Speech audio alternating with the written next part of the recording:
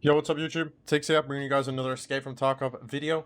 Today's video is going to be a little different. I'm going to be giving you guys news and information on the most recent changes to Escape from Tarkov. This is going to be an exciting one, to be honest with you guys. So, as you guys know from yesterday, loot has not been spawning correctly.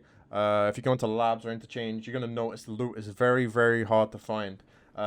For example, static spawns. So if you were to go to labs right now, as you guys know, red room is like one of the best rooms on labs, and it's probably one of the best rooms in the game.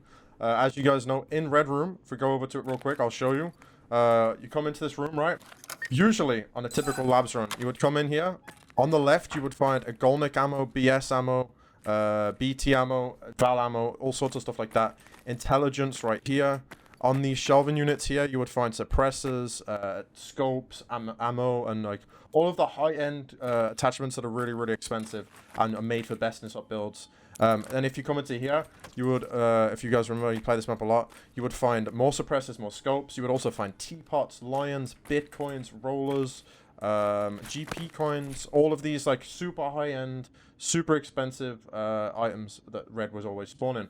These are static spawns. Now, what's going on with the game, you're going to ask? So right now there is an event. That's what they're calling it. They didn't announce yesterday that it was an event, but basically today they have said it is an event.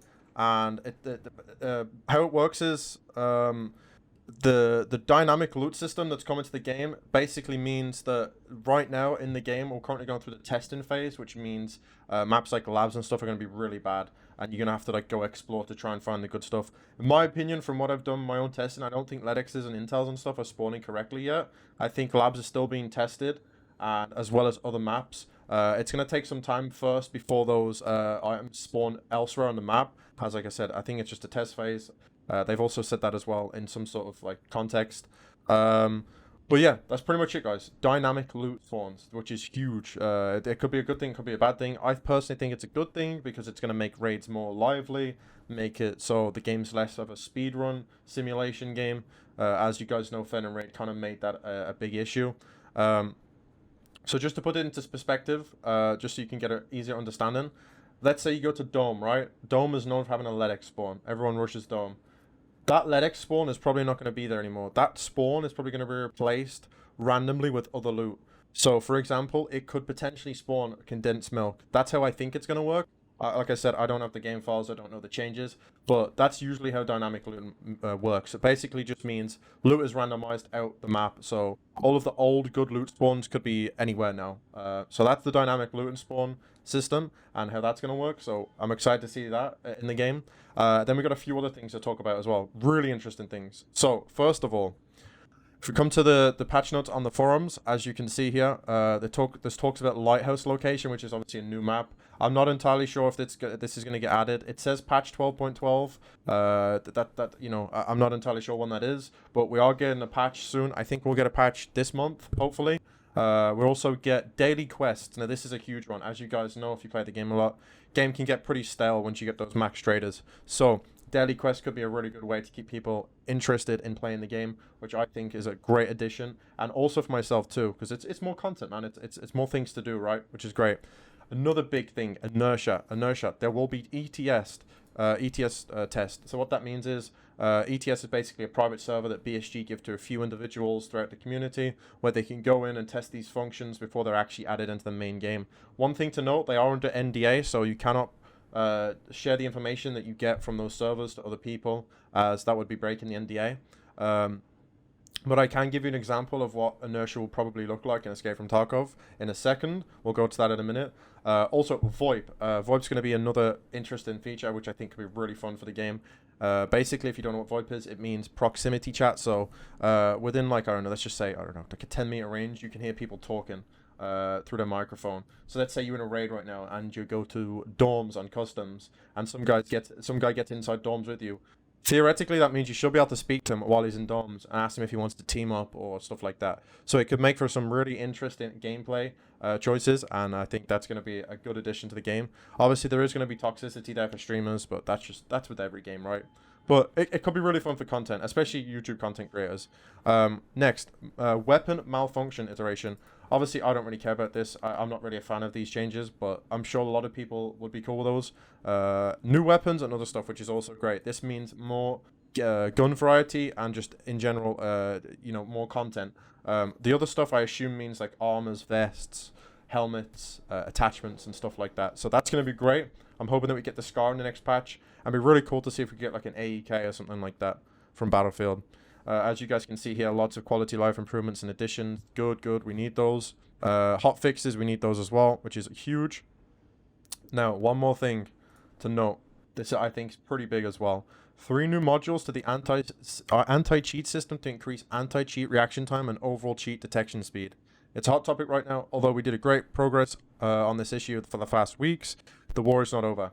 So what this means is we're basically going to be getting more support with the cheating situation. As you guys know, the cheating this wipe has been terrible. The worst I've ever seen it through like 7 or 8 wipes. But that's just, normal when a game grows. So that's really good. And I'm hoping this can really get these cheaters banned faster than usual. There's been some cheaters recently that have been to like level 71, which takes months of grind. So hopefully they can wiggle those guys out the way, which will be nice. That's a huge positive from BSG, so that's great. And then also it says here, events, podcasts, and other related activities. Podcasts are good because it just talks about game issues and stuff like that. You know what I mean? That's a good thing for the community to get their insight on. And events, as you guys know, we had the Shoreline event the other day. I also made a video on that. If you guys have watched it, which you probably have, basically meant Sanitar and Rashala were 100% spawn chance at Resort on Shoreline, which was an amazing event, by the way. There was tons of players PvPing, and there was a ton of loot, which was really fun. So this is going to be also a big positive whenever this patch comes out. Before I get into the inertia thing, and I'll show you what that is, let's go over to Nikita's Reddit post real quick. So you guys are going to be saying, dates. When are we getting this? As you can see right here, dates are being estimated. Current loot event is more like series of events aimed to establish fully dynamic loot. So what that means is, what I've explained to you about labs, it's in the testing phase, right? So this event, quote unquote event, they've said, is just to progress through it, test things so they can get a more of an understanding of how to implement the system properly for each map. So that's going to be great. That's what Nikita said. Data being estimated, I reckon it'll be halfway through the month. And there's a very low chance that it could be later in the month, but I think they're going to try and push this out as soon as possible. With the loot being changed recently, I can't see them wanting to keep the game in this state right now when there's no loot on the map, because I feel like a lot of people will quit because of that. So I think they're going to try and push that as soon as possible.